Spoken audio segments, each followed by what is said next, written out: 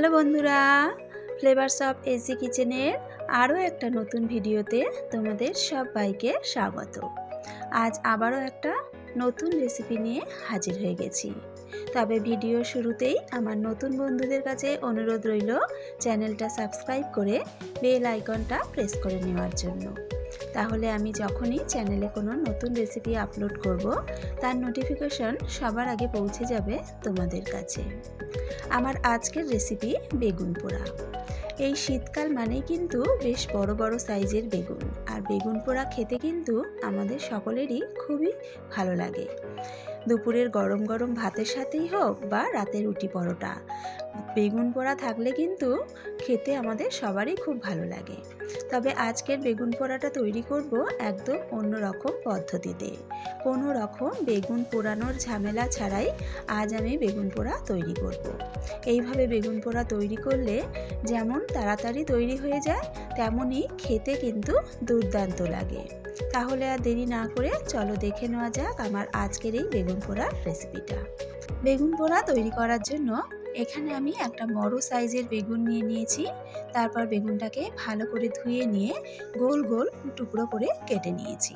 তবে টুকরোগুলো কিন্তু খুব বেশি মোটা মোটা করে কাটিনি, একটু পাতলা পাতলা করে টুকরোগুলোকে করে নিতে হবে।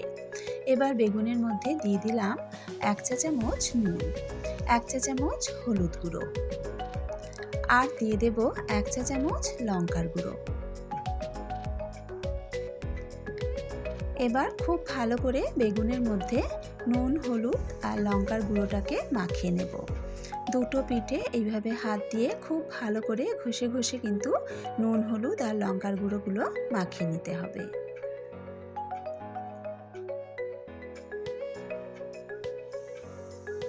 বেগুনের মধ্যে দেখো ভালো করে নুন, হলুদ, লঙ্কার গুঁড়ো মাখিয়ে নিয়েছি। এবার পরবর্তী ধাপে চলে যাব। একটা ফ্রাইং প্যান গরম করে তাতে দিয়ে দিলাম 2 থেকে 3 টেবিল চামচ সর্ষের তেল। তেলটাকে হালকা গরম করে নিয়ে এর মধ্যে দিয়ে দিলাম 4 কোয়া রসুন, আর সাথে দিয়ে দিলাম 2টো শুকনো লঙ্কা। আমি এখানে 2টো শুকনো লঙ্কা ব্যবহার করেছি, তবে তোমরা তোমাদের পছন্দ অনুযায়ী যেরকম ঝাল খেতে পছন্দ করো সেই অনুযায়ী লঙ্কাটা ব্যবহার করো। এবার গ্যাসের আগুনটা মিডিয়াম টু লোতে রেখে লঙ্কা আর রসুনটাকে ভেজে নেব। খুব বেশি হাই ফ্লেমে রসুন ভাজলে কিন্তু খুব তাড়াতাড়ি লাল হয়ে যাবে, কিন্তু ভেতর থেকে নরম হবে না। লঙ্কাগুলো লাল করে ভেজে নিয়েছি, তাই তুলে নিলাম। রসুনটা আরও একটু লাল করে ভাজবো। এতে কিন্তু রসুনটা একদম ভেতর পর্যন্ত নরম হয়ে যাবে আর খেতে খুব ভালো লাগে। রসুনগুলো ভেজে তুলে নিলাম। এবার এই তেলের মধ্যে এক এক করে বেগুনের পিসগুলো ভেজে নেব। একবারে সব বেগুন ভাজা যাবে না, তাই প্রথমে যে কটা বেগুনের পিস ধরবে সেই কটা বেগুনের পিস দিয়ে দিলাম। এবার একটা পিঠ ভাজা হতে দেব। এক পিঠটা ভাজা হয়ে যাওয়ার পর বেগুনের পিসগুলোকে উল্টে দেব। দেখো বেগুন কিন্তু পুরো তেলটাই টেনে নিয়েছে। আমরা কিন্তু এখানে আর তেলের ব্যবহার করব না। মিডিয়াম টু লো আঁচে রেখে এইভাবে বেগুনটাকে একটু পোড়া পোড়া হয়ে আসা পর্যন্ত কিন্তু ভেজে নিতে হবে। অল্প তেলেই কিন্তু এইভাবে বেগুনটাকে পোড়া পোড়া করে ভেজে নিতে হবে। দেখতেই পাচ্ছ বেগুনের পিসগুলো কীরকম পোড়া পোড়া মতন হয়েছে। অপর পিঠটাকেও এইভাবে পোড়া পোড়া করে ভেজে নেব। এইরকম পোড়া পোড়া করে না ভাজলে কিন্তু বেগুন পোড়ার আসল স্বাদটা পাওয়া যাবে না। তাই বেগুনগুলোকে কিন্তু বেশ খানিকটা সময় নিয়ে এইভাবে বেশ পোড়া পোড়া মতন করে বেছে নিতে হবে। আবারও কড়াতে অল্প করে তেল দিয়ে দিলাম, বাকি বেগুনের পিসগুলোকেও দিয়ে দেব। অল্প তেলেই কিন্তু বেগুনগুলোকে একটু পোড়া পোড়া করে ভেজে নিতে হবে। আমি এখানে একটা বড় সাইজের টমেটোকেও এইভাবে টুকরো টুকরো করে কেটে নিয়েছি। টমেটোগুলোকেও ওই বেগুনের মতোই একটু পোড়া পোড়া করে ভেজে নেব। এইভাবে টমেটোটাকেও যদি একটু পুড়িয়ে নেওয়া যায় তাহলে কিন্তু বেগুন ভর্তার স্বাদটা বেশ ভালো হয়। দেখো বেগুন, টমেটো সবই কিন্তু এইভাবে একটু পোড়া পোড়া করে ভেজে নিতে হবে। সমস্ত বেগুন আর টমেটো আমি এবার একটা প্লেটের মধ্যে নিয়ে নিয়েছি। শুকনো লঙ্কা আর রসুনের মধ্যে দিয়ে দিলাম স্বাদ মতো নুন। এবার নুন দিয়ে এই রসুন আর শুকনো লঙ্কাটাকে ভালো করে ডলে মেখে নেব। শুকনো লঙ্কা আর রসুন মাখার সময় একটু নুন দিয়ে দিলে খুব সহজেই কিন্তু লঙ্কা ভালো করে মেখে নেওয়া যায়। দেখো কত সহজেই কিন্তু লঙ্কাটা মাখা যাচ্ছে।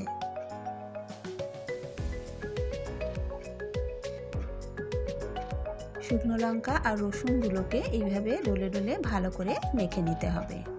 যেহেতু ভর্তা তৈরি করছি, ভর্তাতে একটু কাঁচা লঙ্কার ফ্লেভার না থাকলে কিন্তু ভর্তাটা অসম্পূর্ণ থেকে যায়, তাই একটা কাঁচা লঙ্কাও নিয়ে নিয়েছি।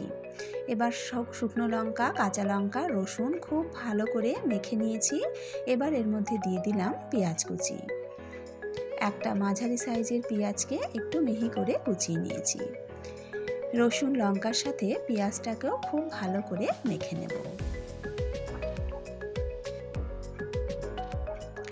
এবার পেঁয়াজটাকে সাইড করে রেখে ভাজা বেগুনের এই পেছন দিকের যে খোসাটা আছে সেই খোসাটাকে এইভাবে হাত দিয়ে বার করে ফেলে দেব। সমস্ত বেগুনের আর টমেটোর খোসাগুলোকে এইভাবে বাদ দিয়ে দিতে হবে, তা না হলে কিন্তু বেগুন পোড়াটা খেতে খুব একটা ভালো লাগবে না। দেখো সমস্ত বেগুন আর টমেটোর মধ্যে থেকে খোসাগুলো ফেলে দিয়েছি। এবার সমস্ত কিছু দিয়ে খুব ভালো করে মেখে নেব। খুব ভালো করে সময় নিয়ে কিন্তু বেগুনটাকে মেখে নিতে হবে।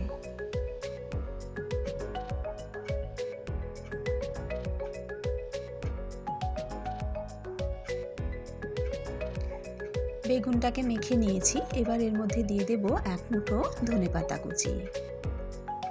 ধনেপাতা দিয়ে আবারও ভালো করে মেখে নেব।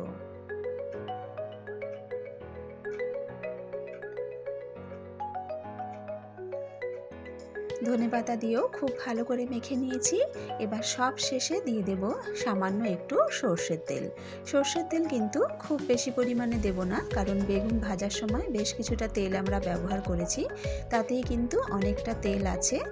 কিন্তু কাঁচা তেল না দিলে ভর্তার স্বাদটা ভালো হয় না, তাই অল্প পরিমাণে একটু কাঁচা সর্ষের তেল দিয়ে দিলাম। তৈরি হয়ে গেল দারুণ টেস্টি একটা বেগুন পোড়া। দেখতেই পেলে কত সহজে তৈরি হয়ে যায়, আর তৈরি করতে কিন্তু বেশিক্ষণ সময়ও লাগে না।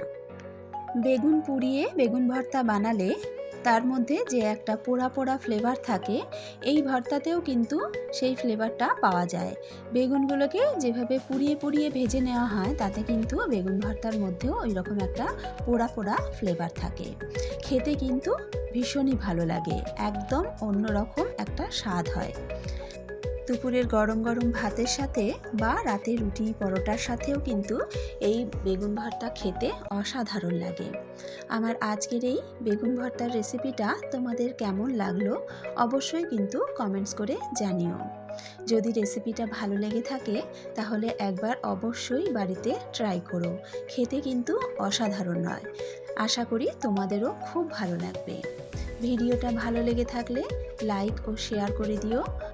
আজকের ভিডিও এখানেই শেষ করছি। আবারও হাজির হয়ে যাব একটা নতুন রেসিপির সাথে।